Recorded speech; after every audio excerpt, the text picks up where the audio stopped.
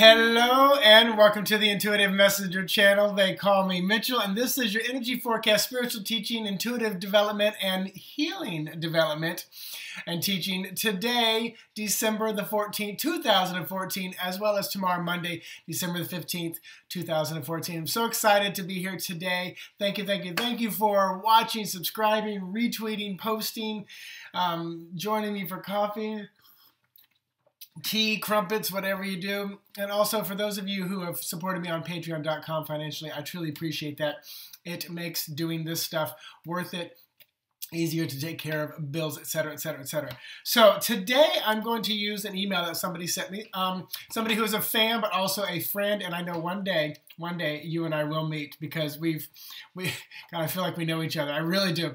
We never physically met. So a wonderful person, amazing client, and an amazing warrior.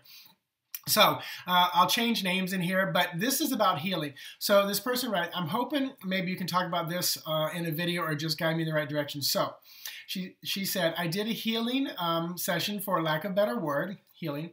One example is with, and we'll say Bob. This person, Bob, told me his knee was hurting really bad. So she said, I sat down, I could picture him lying down, and I asked for the light to surround him, and I could see it coming down and embracing him. I didn't know what knee it was, so I just thought of, oh, what knee it is. And then I felt my left knee hurt. I said, okay, thank you. I focused my energy on that and the light. I felt my arm tingle and goosebumps. I asked that the light help heal him and balance him. Then the tingling stopped and I released my thought. So I still felt my knee hurting, is what this person said. I asked that I release that which did not belong to me, and it went away.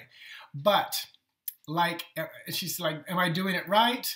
Will he or whoever I focus on accept the healing? So did it work? What was the tingling? How do I protect myself? I don't want to absorb the pain. So a lot of questions. I'm going to go over these individually, because this is so important.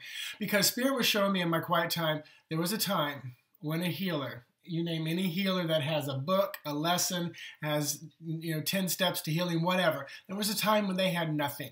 So it came to them from somewhere, some source, just like music, just like book ideas, J.K. Rowling, that idea for Harry Potter. It wasn't a formula that someone gave to them, someone, but it was from the other side. It was inspiration. It was God's source. So are you doing it right? Did it work for you? Did it resonate with you? Did you feel like you were being led? I would say yes. It felt like, because you asked, it happened. You said, take it away, it did.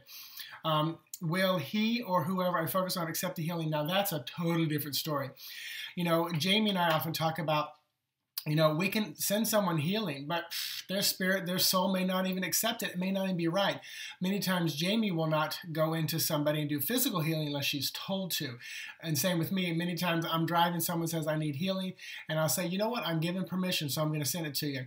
Or I'll just simply say, sending love and light. If I am given permission, I'll go down a deeper route for them, but I will respond, because social media, etc., to be polite, to say, at least say I'm sending love and light. But typically what that'll mean is I probably wasn't given permission, or it's a blanket sending that love and light and healing in high vibration. Because if I send high vibration, you can take it or you cannot. So it depends on if he's going to co-create that with you. So how long do I do it? How long do I do it? Until you're told to stop. That's again, you must, for whatever methodology, you must place the hands here, or you must use these symbols, you must do this. Those are all amazing. And I say, take tools, take ideas, take structures, use them. But if you feel led differently, go with it. Trust your own gut, trust your guidance.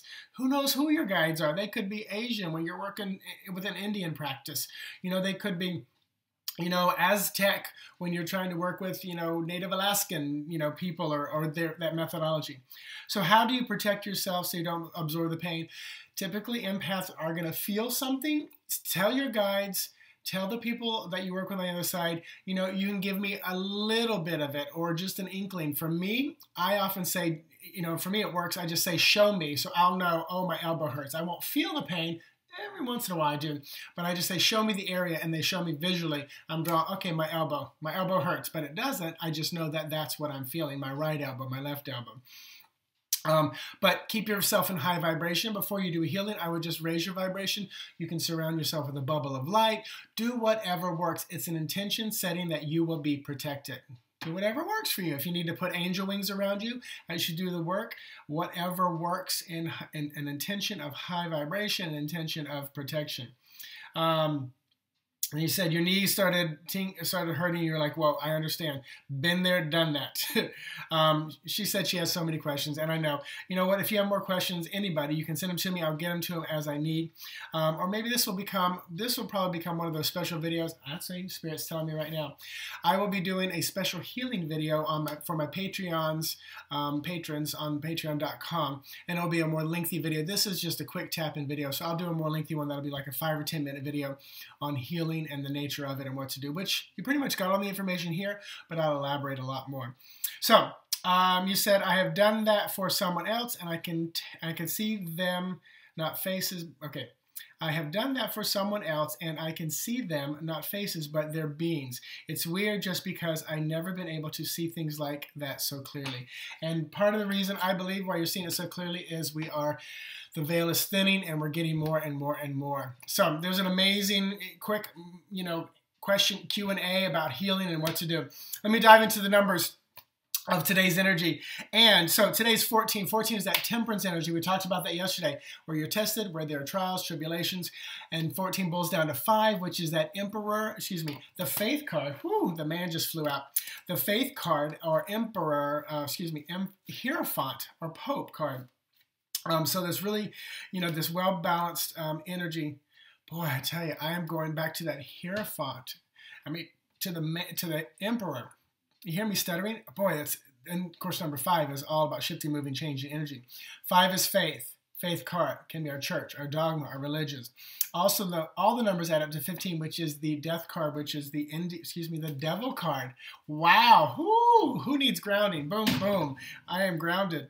The devil card, which can be tied in one place, strapped down, immovable with fear. Also, it's 6, which is the lover's card, when commitments, unions, coming together, combinations, etc. The lenormand for today is going to be 3, which is ship, the boat, the ship, which is about movement, traveling forward. It's definitely movement, beautiful movement, moving, shifting, changing. And Terra to go along with that energy today, 8 of swords, and I feel like this is moving out of this web of worry, moving out of it.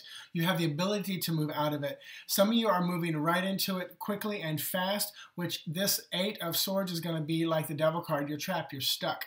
So I want to say, use the energy to move out of it today rather than into it. I also feel some people moving into relationships that are going to keep them codependent and trapped for quite a long time. Realize the signs and symbols early on, because when it's just a tiny little flame, it's easier to put the fire out. When it's a raging fire, whew, it gets tough. So tomorrow's energy is 15, which we just talked about, being that devil card, stuck, held in place, immovable with fear, etc., etc. And then 15 boils down to 6, which is the lover's card. Tomorrow's energy, all the numbers add up to 16, which is the tower, which is dismantling, crumbling, retilling the garden, getting ready to plant something new. It's also 7, which is chariot energy, which can be fast-moving, polarized energy. And then, snake, which is number 7, which is tomorrow's energy and card. Love it when they line up. So this can be about a sneaky, slimy person, deception, once again, fear, venomous type personality. And then the Knight of Cups. So honestly, I would say be careful of a young water sign, Pisces, Cancer, Scorpio person, because tomorrow their energy is going to be spiteful, mean, and nasty. All right? Or you're going to meet someone and have some hot sex, because the snake can often mean sex. Sometimes. But I feel like it's more about deception. So be very cautious as you move into that. This could be that 16 energy, that dismantling.